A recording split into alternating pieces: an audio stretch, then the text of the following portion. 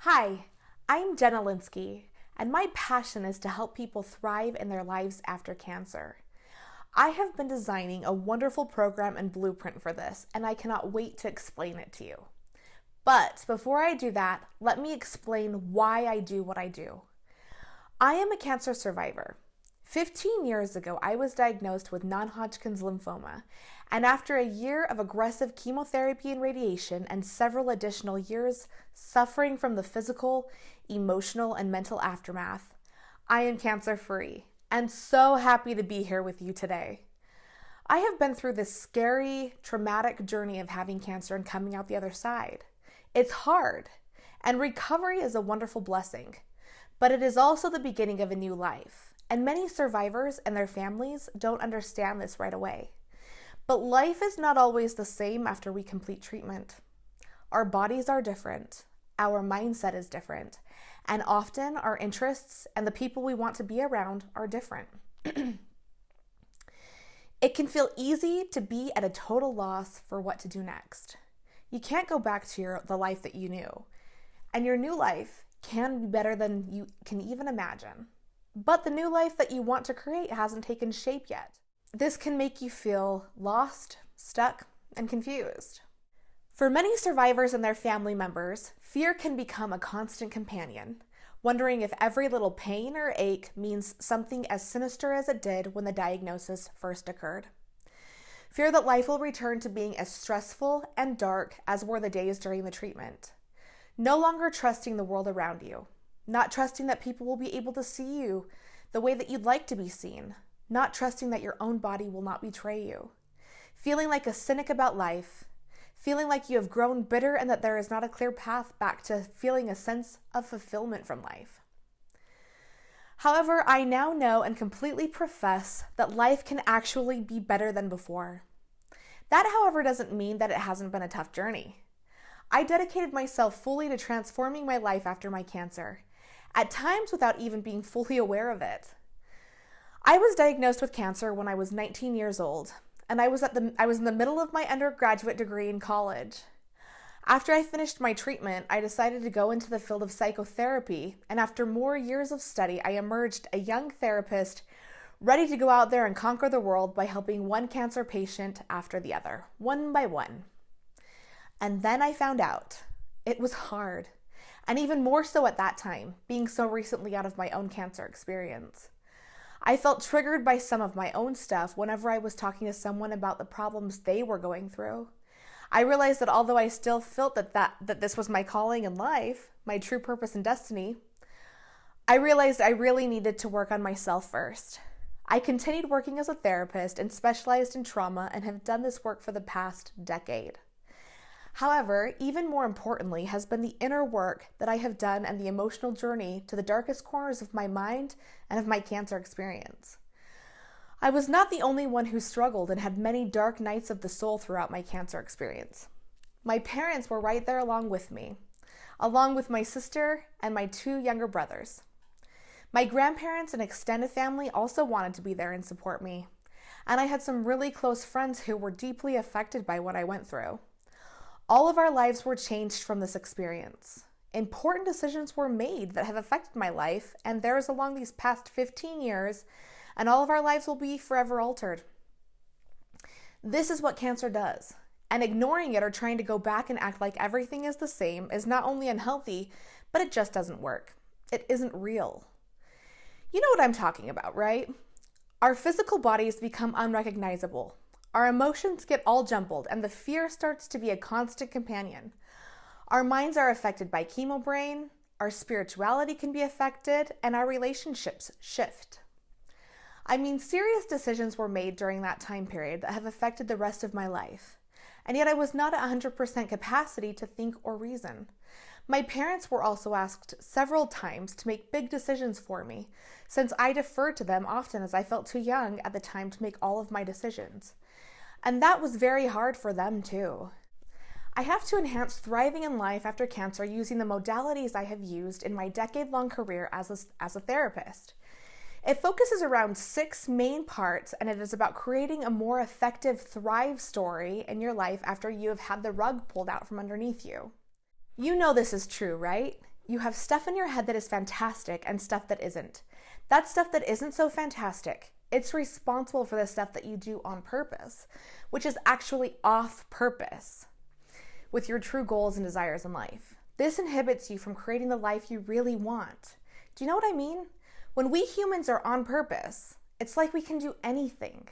When you're off purpose, whatever love you want to express, whatever contributions you want to make, it gets hard. I help people sort through the head trash from the head gold. I will get more into the explanation of the 6 steps to the blueprint in a moment. But first, I want to start with some of the science behind what we are doing here, the brainology we need to apply if we are going to help you create a new life. There are 3 main parts to our brain. We are going to refer to these as the human brain, the mammalian brain, and the reptilian brain. Each section of the brain has a specific function and purpose. Of course, the human brain is much more complex than I'm about to make it, but for the sake of grasping enough to understand this program, we are going to simplify it. The human brain, the neocortex, really focuses on intellect, consciousness, reasoning, and language, specifically on things like spreadsheets and statistics. We humans really like this part of our brain. Modeling behavior is part of this and wanting to create greatness. Amazing progressions such as, what if we could fly? What if we could build skyscrapers? Lives here. It is where learning and our intellect lives. It is the part of our brain that organizes us and helps us achieve our greater purpose. We are going to make good use of this part of our brain in the program. This is where planning takes place. Envisioning and being strategic about where you are now and where you would like to be is where we begin. And then we make a plan to get there. That's how we create our new Thrive story. However, the human brain is also the weakest part of the brain, which is why we also need the support of the other 2 parts of our brain in order to implement the change. The mammalian brain, the limbic system, is all about emotion, love, story, and narrative. It is about memory, vulnerability, and we as humans like it. It feels good. This part of our brain loves imagery and especially responds to stories that spark emotion. For example, good movies appeal to this part of our brain. They like an inspirational story about someone overcoming an obstacle or winning a challenge, or a love story, or a story about the underdog rising up and taking charge. They move us, make us cry, laugh, feel tension, and feel empathy for the protagonist in the story. This part of the brain really responds well to music and is inspired, imaginative, and creative. The reptilian brain, the cerebellum, is the oldest part of our brain. We come out of the womb with this fully developed, unlike the human brain, which is developed well into our 20s. It is the automated part of the brain, which has been working for us, what has been preserving us. The reptilian brain takes care of keeping us alive, controls and monitors our respirations and our heartbeat. This part of our brain is all about preservation. However, we really don't have any natural predators anymore in our world today. We have literally nothing to be afraid of, and yet we still freak out, especially here in the US. We humans struggle with massive amounts of anxiety, especially if we have had previous trauma in our lives, which has taught us to be fearful. The reptilian brain is in charge of keeping us safe, for better or for worse. However, we need to be grateful for it and embrace it for all it has done for us up to this point. People sometimes try to ignore the reptilian brain when they are trying to make changes in their lives, and that is not going to work. The reptilian brain cannot tell the difference between feeling terror or embarrassment to say something online or on stage and being chased down by a bear and eaten for dinner. The reptilian brain treats both of these the same. It is crucial to remember that trying to make any positive changes work in our lives is practically impossible unless we appeal to all 3 parts of our brain. People who try and create change in their lives by only appealing to 1 or 2 parts of their brains can get going, but will not be able to sustain this change and growth long term. If you use a methodology that prefers one of these brains over the other, you will not be able to succeed in your goals and achieve the change you desire. Knowing this before we try and make changes is crucial. There is a problem with valuing one part of the brain over the others, which humans tend to do. Without applying the strength of all 3, real and permanent change will not be able to take place. We must embrace the strengths of each part of the brain in order to make incremental and permanent change. The good news is, when these three brains are working together and can sit down together and work cohesively, you are unstoppable. The person appealing to all three parts of the brain is literally unbeatable.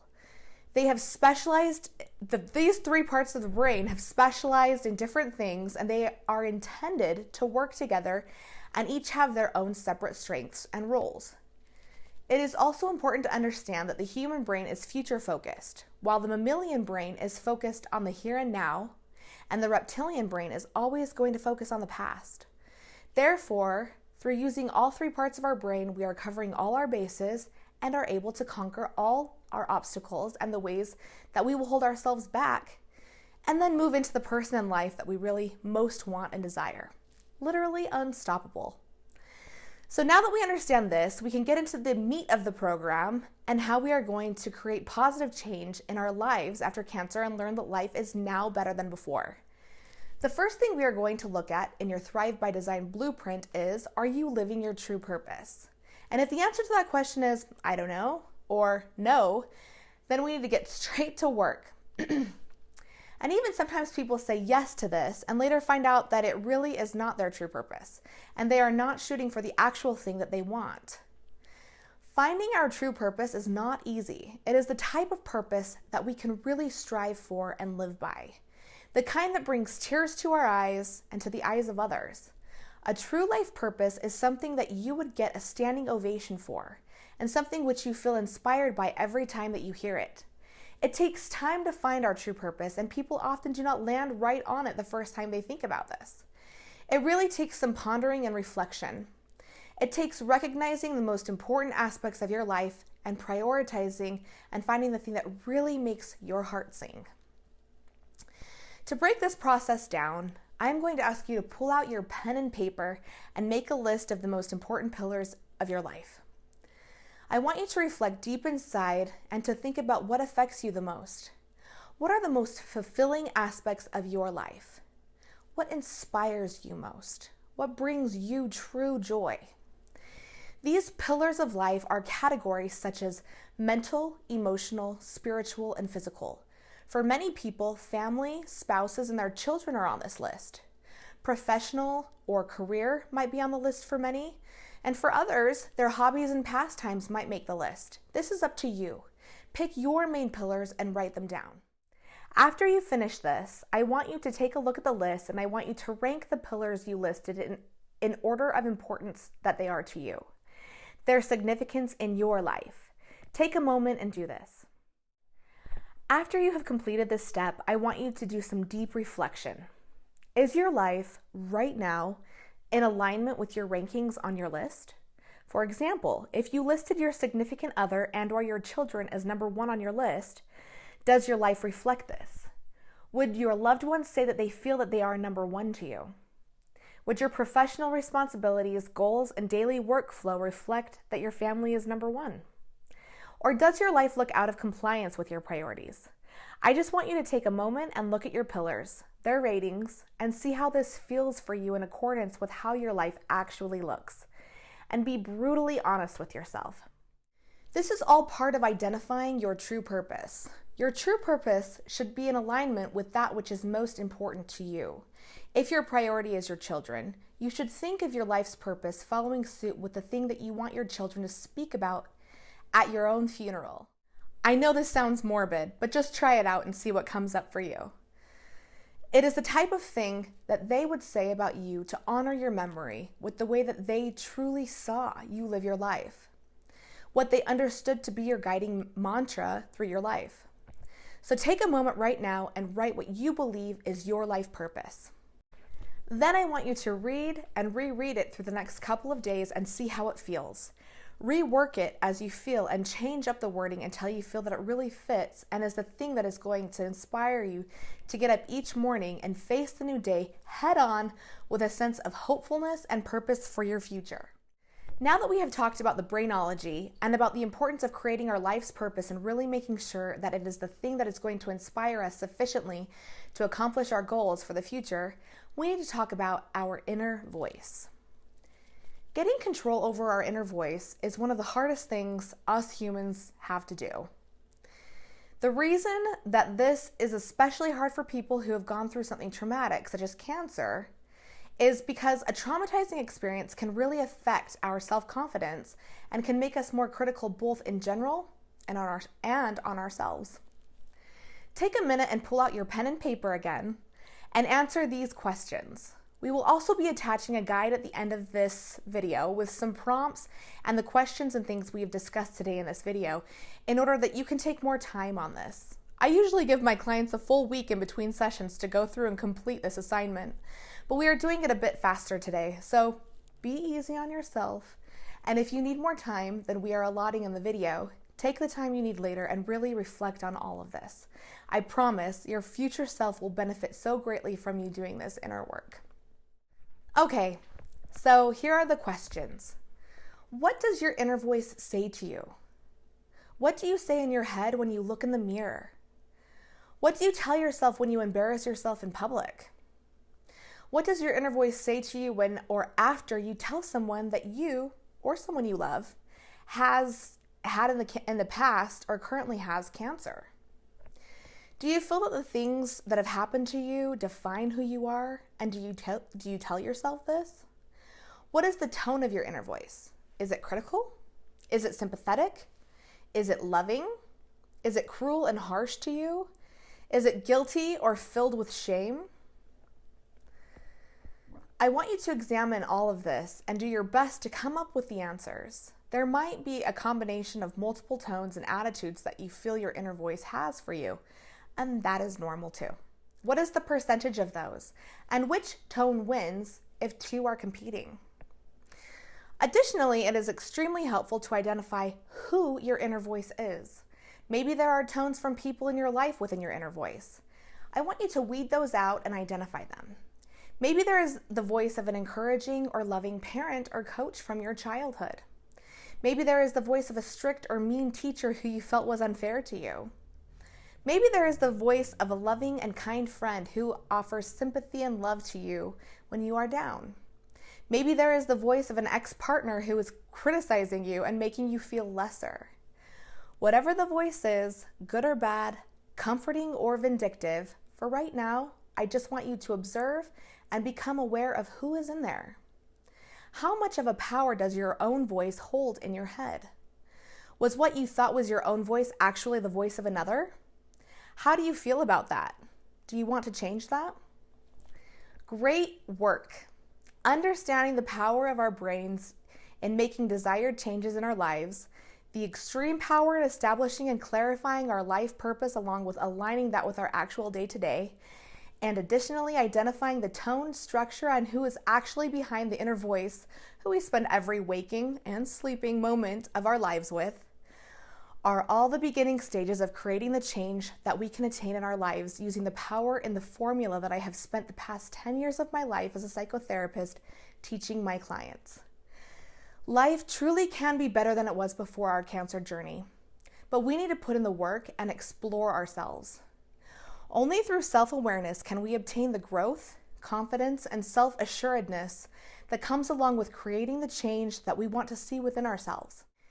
Thank you so much for joining me in this work today. I am beyond thrilled that you were here for the journey, and I am excited to continue developing this relationship with you.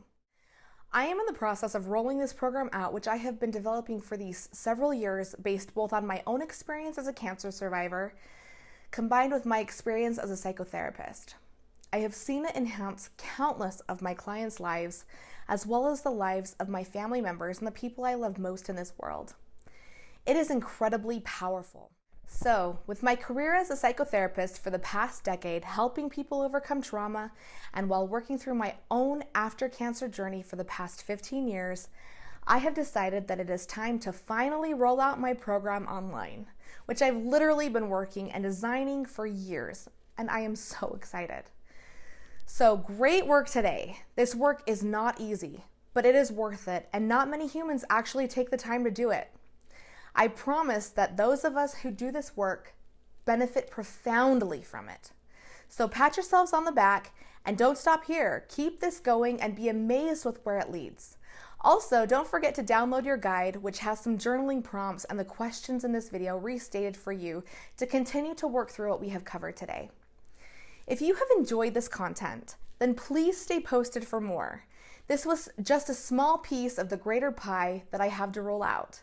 My program is truly life-changing, and it is a beautiful process creating your new life thrive story, which is the whole focus of the program. These are simply the first few steps to really get you going and thinking. Huge transformation is still to come, and I really would love to have you join me for this journey. So stay posted for more. Remember to check your inbox for future emails and more details about the program that I'm rolling out. It is a life-changing process all about creating your perfect Thrive plan and making your life better than before your cancer experience. I promise that you're going to love it. Thanks again for being here with me today, and have a great day.